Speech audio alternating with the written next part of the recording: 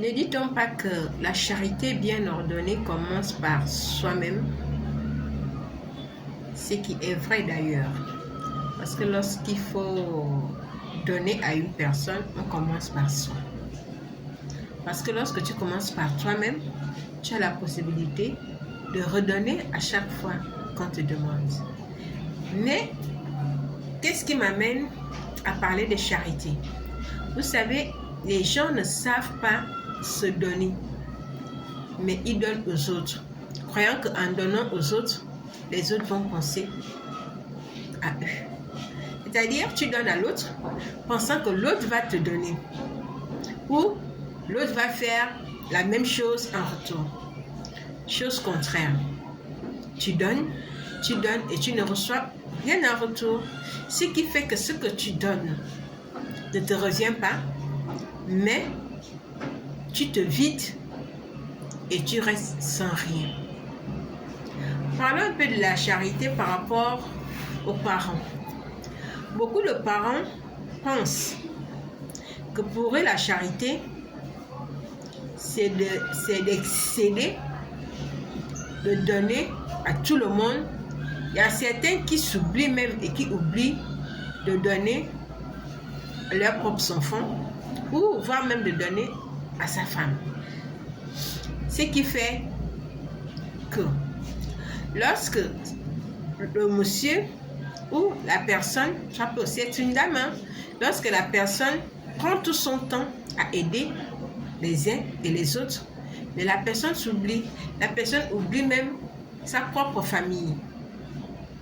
Mais à l'avenir, cette personne pense que ce bien va lui revenir, or, ça ne revient jamais.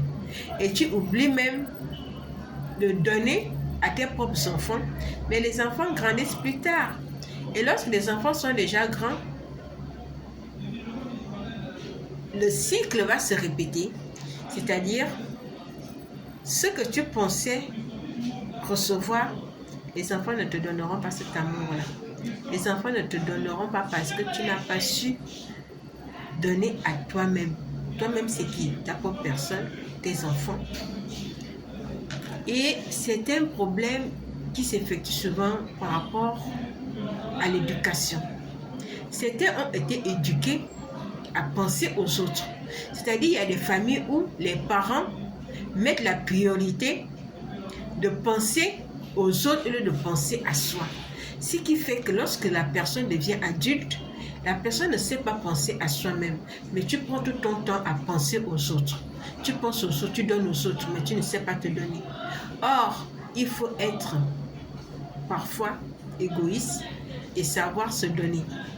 Mais comme c'est une éducation, comme on dit, une fois l'habitude s'est installée, c'est déjà un mal pour pouvoir prendre conscience de ce qu'on est en train de faire, de poser comme acte. C'est pourquoi moi je vous interpelle de consulter. Lorsque vous consultez, vous allez voir les comportements inconscients. Ces comportements inconscients peuvent être corrigés, comme le fait d'être égoïste pour soi-même. Tu ne sais pas te donner, tu ne sais pas t'aimer, tu ne sais pas donner à ta propre personne et tu ne sais pas donner à ta famille. Mais il faut voir comment tu déploies ta bonté à l'extérieur.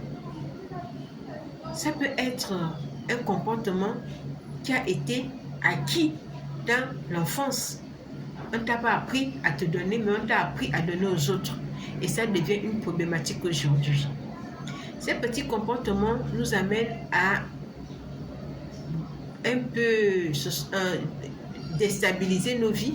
C'est-à-dire, vous allez vous retrouver dans un foyer où tu ne sais pas donner à ta famille, mais tu sais monter ta bonté à l'extérieur.